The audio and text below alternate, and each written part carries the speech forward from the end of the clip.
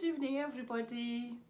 My name is Edith Ngwenya, the founder of Sorat Fashions and the administrator of Sorat Fashions, Inspirations and Sewing Tips, the group which you can be part of it. We have got ladies where we share ideas and talk about what to dust those sewing machines, and then you start sewing. Welcome, I can see you. Hi Slim Simanga, I can see you watching. Where are you watching us from? Just drop down below where you're watching us from and give us a thumbs up. I love the loves to keep us going. Tonight we're going to be talking about how to get started to do dressmaking. I know most of you are beginners, you don't even know where to start. So tonight I'm going to give you tips and ideas. I've got about 4 to 5 tips which I'm going to share with you. Hi Precious, how are you doing? Lovely to see you. Nomakosa Zana, lovely to see you. The first thing which you have to do if you want to get started with sewing, point number 1, you have to find a class where you can start learning. You can find somewhere, or you can go online and check somebody who you can follow. Hi Tandy, who you can follow, and then you follow them and see what they teach, and then you get started from there. I offer classes for sewing. If you are interested, I'll leave the link below, and then I can hold your hand and teach you how to sew.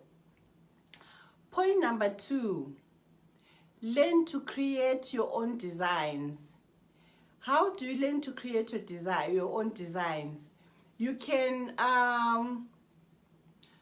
keep a journal when you're traveling and when you're walking around. See what people are wearing and visit the shops and see how the color schemes have been set up, and see how the designs have been made, and then you just drop them down, because if you do your pattern making, you'll be able to go back to your journal and try to make those designs. And then when you want to start as well, try not to start with making difficult designs. Start with something so easy to make. For example, a cushion. If you have mastered the color scheme, you can actually look in your house and see and look at your curtain, and then pick up one of the colors, and then that color you're going to use it to make your cushion. Why do you have to start with a cushion? The reason is simple, that it's just straight lines which can create something out of it. So that's how you can start. And then the next thing which you have to do, you've got to buy sewing kits. And the most big sewing kit is the sewing machine. In previous weeks, we talked about how to buy the sewing machines.